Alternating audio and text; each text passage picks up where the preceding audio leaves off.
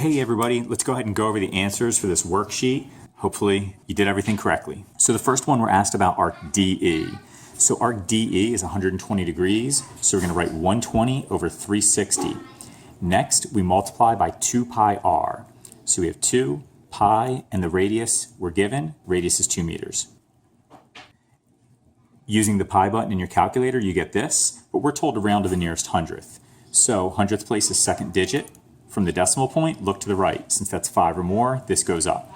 So we are told to round to the nearest hundredth. So you underline the hundredth place, look to the right. Since that's 5 or more, add 1 to this. So that means the answer rounds to 4.19 meters. We're next asked about arc DEA, that arc right there. We know that DE is 120, and from E to A is 90. I can tell because of that. So DEA, 120 plus 90 is going to be 210. Now, before I put the radius in here, notice that we're not given the radius, we're given diameter. And a diameter is double a radius. So in other words, if you're given diameter to get the radius, just divide that number by 2. 7 divided by 2 is 3.5. So this is what we get. Rounding to the nearest hundredth, look to the right, that's 5 or more, so this becomes 12.83.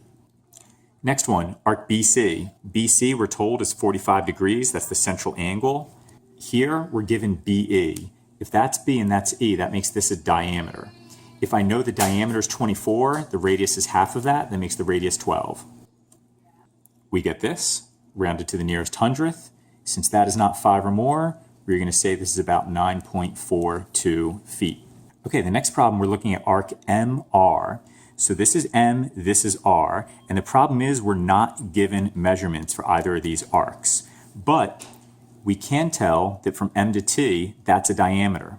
So if that's a diameter, that makes this whole entire thing a semicircle, which is 180 degrees. Now I know this is 50. So if the whole thing is 180, from M to R is going to be the whole thing minus this 50. So MNR, 180 minus 50. Now that I know that's 130, I can do this. Notice that PR is a radius, so I can use that directly. So using the pi button in the calculator, this is what we get. Rounding to the nearest hundredth, there's the hundredth place, I look to the right. Since that's 5 or more, it becomes 29 point. And if I add 1 to this, that becomes 10, carry the 1 here, so this is actually going to be 29.50. Again, if you're confused by that, I'm adding 1 to this 9. That becomes a 10, carry the 1, that becomes a 5. The units are feet. Next, we're going to look at MST. From M to S to T, just like we talked about here on the other side, the same thing. This is a semicircle, it's going to be 180 degrees. So half a circle, that should work out to 50% if you divide it. MP is a radius, so I can use it directly.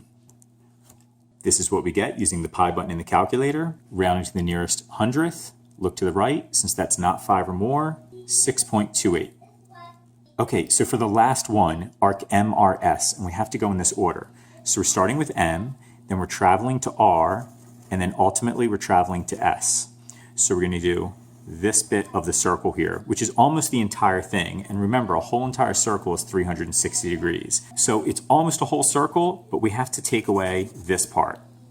Now remember, MT is a diameter, so that makes this a semicircle, which is 180 degrees. So this bit that we're trying to subtract is going to be 180 degrees minus that 50.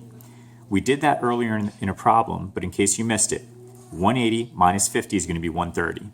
Now, that doesn't mean that MRS is going to be 130. What that means is this bit we're subtracting from the entire circle is 130. In other words, that is 130 degrees. So we're going to do 360 minus this 130, and that's going to give us MRS. Now we're ready to do this problem. PS is a radius, so I can use that directly. Hundredth place right here, look to the right. Since that's not 5 or more, it stays the same.